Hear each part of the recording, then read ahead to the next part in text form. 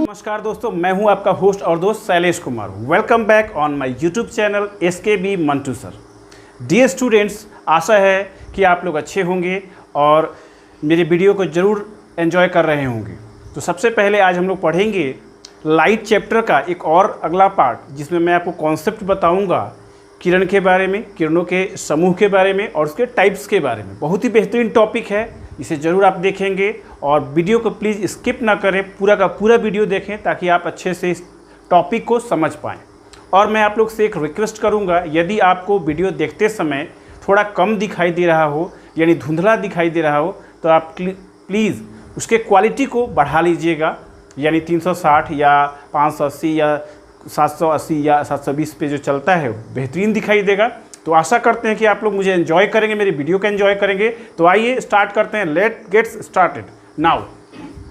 आज का जो टॉपिक है रिफ्लेक्शन ऑफ लाइट में, यानी प्रकाश का परावर्तन, जो कि विज्ञान एक अनोखी दुनिया का एक अगला सीरीज़ है। तो देखते हैं बेहतरीन टॉपिक रेज ऑफ लाइट, यानी कि प्रकाश की किरण। यानी सबसे पहले प्रश्न उठता है कि भाई प्रकाश की किरणें क्या होती हैं, प्रकाश का किरण कैसे निकलता है, इन सब चीज़ों को हम लोग जानेंगे। सबसे पहले मैं आपको एक डायग्राम बनाऊंगा। अगर मान लीजिए कि एक टॉर्च है या बल्ब है, इसे आप सपोज कीजिए, जो जब ये ग्लो होगा यानी जलेगा, तो इससे एक स्ट्रेट लाइन में जो ये रे दिखाई दे रही है, मतलब प्रकाश का कुछ ऐसा एलिमेंट जो कि एक सीधी रेखा में चलती हुई दिखाई देगी, तो आप इसे कहेंगे कि ये प्रकाश की किरणें हैं। लेकिन जब ये टॉर्च या बल्ब ऑफ हो जाएगा तो आपको ये किरणें नहीं दिखाई देंगी, यानी कि आप इसे ही प्रकाश की किरण कह सकते हैं। तो आप देख पा रहे होंगे कि प्रकाश उत्सर्जित करने वाली एक वस्तु है और इसके जो डॉट पार्टिकल्स हैं, यानी जिसे आप लोगों ने फोटॉन कहा, ये एक सीधी रेखा में गमन कर रही है और इसी को हम लोग प्रकाश की किरण कहेंगे। ध्यान दें, अब हम डेफिनेशन की ओर बात करेंगे। तो डेफिनेशन ये है कि रेज ऑफ लाइट यानी प्रकाश की किरण, दीप्त वस्तु से प्रकाश निकलकर जिस रेखा पर गमन करता है उसी रेखा को प्रकाश की किरण कहते हैं। जो मैंने अभी आपको एग्जाम्पल बताया डायग्राम के थ्रू, फिजिक्स को रटना नहीं है, समझना है कॉन्सेप्चुअल तरीके से। आप देख पा रहे हैं एक डायग्राम बना हुआ है जो कि बल्ब है। ये बल्ब के फिलामेंट से, जो कि टंगस्टन का बना होता है, टंगस्टन वायर का, ये फिलामेंट से लाइट की ग्लोज यानी ग्लोज ऑफ लाइट निकल रहा है और ये एक स्ट्रेट लाइन में है और इसी को हम लोग कहेंगे प्रकाश की किरण। आइए देखते हैं अगला कॉन्सेप्ट, बीम ऑफ रेज। थोड़ा ध्यान देंगे, यानी किरण पुंज। किरण पुंज किसे कहते हैं, आइए देखते हैं।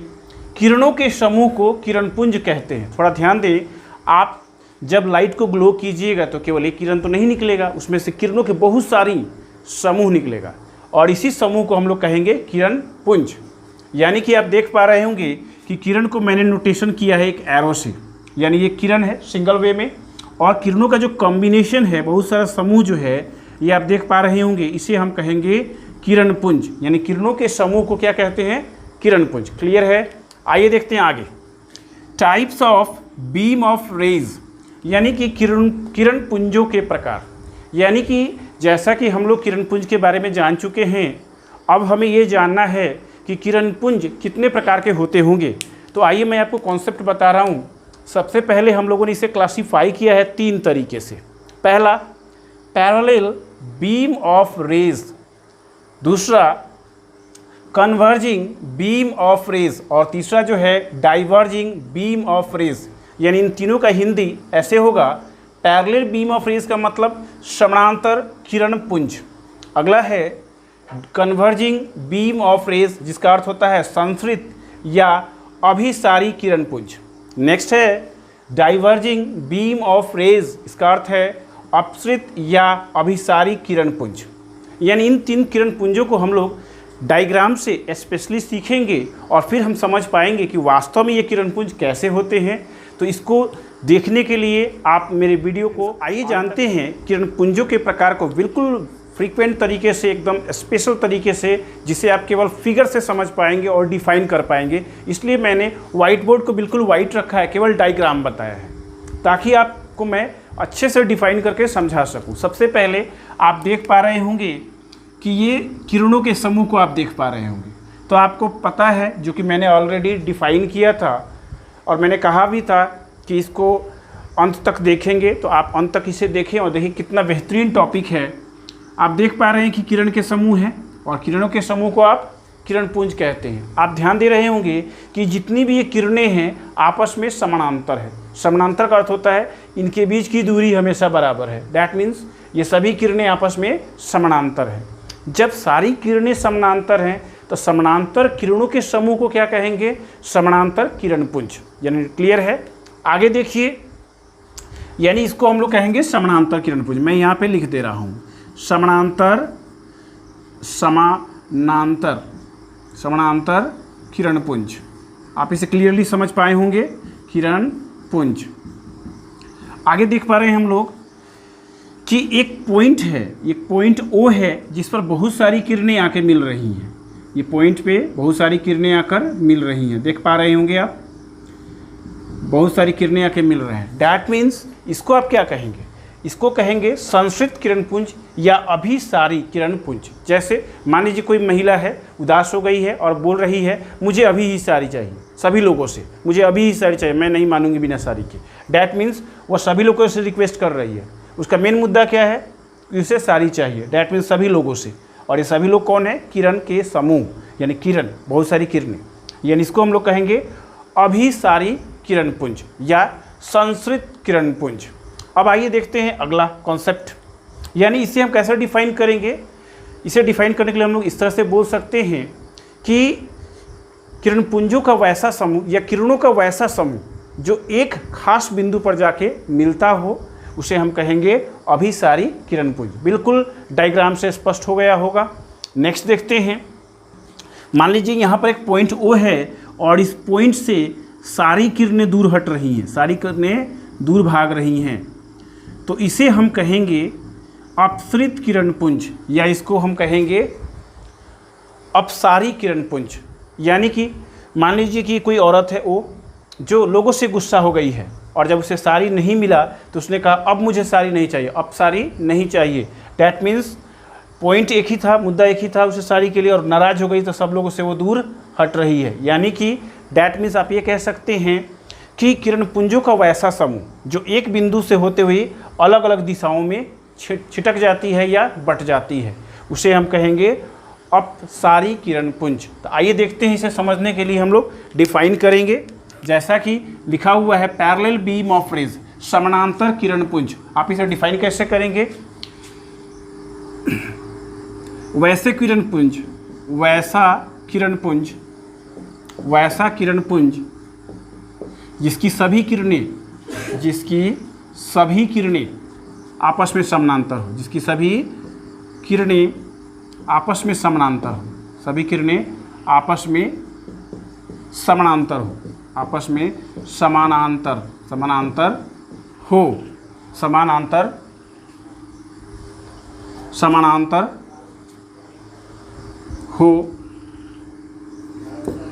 हो या समानांतर हो, उसे समानांतर किरण पुंज कहते हैं। समानांतर किरण पुंज कहते हैं। समानांतर किरण पुंज कहते हैं। बिल्कुल स्पष्ट हो गया होगा जैसा कि मैंने डायग्राम से आप लोगों को बताया। आगे देखते हैं नेक्स्ट वाले पार्ट को, यानी दूसरा जो डेफिनेशन हमें देना है, converging beam of rays. That means आप कह सकते हैं संश्रित किरण पुंज, संश्रित या अभिसारी किरण पुंज, संश्रित या अभिसारी किरण पुंज। इसको आप कैसे डिफाइन करेंगे? आप ये कह सकते हैं कि जिस किरण पुंज की सभी किरणें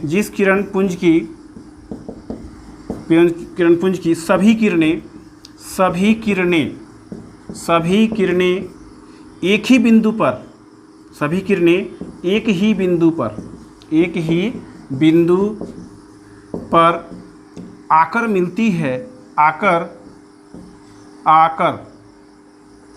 मिलती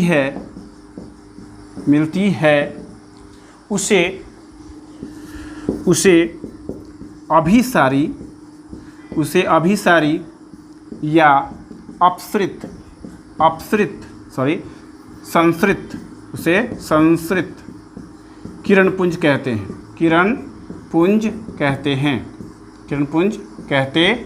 हैं। यानी आप समझ पाए होंगे कि किरणों का वैसा समूह या वैसे किरणपुंज जिसकी सभी किरणें एक ही बिंदु पर आकर मिलती है, उसे हम क्या कहेंगे? संसृत किरणपुंज या अभिसारी किरणपुंज। आइए तीसरा देखते हैं, डाइवर्जिंग बीम ऑफ रेज। इसका अर्थ ये हुआ कि अपसृत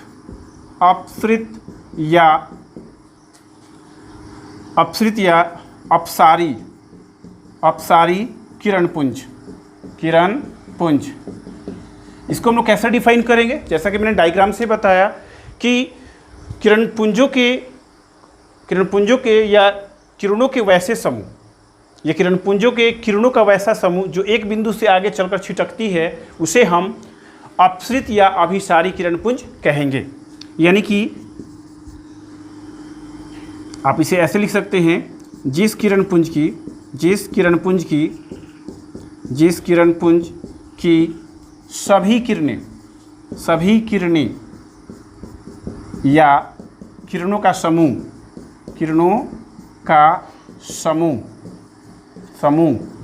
एक बिंदु से चलकर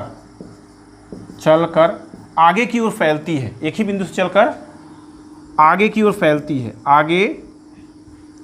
आगे की ओर फैलती है, उसे अपसारी या अपसृत किरणपुंज कहते हैं।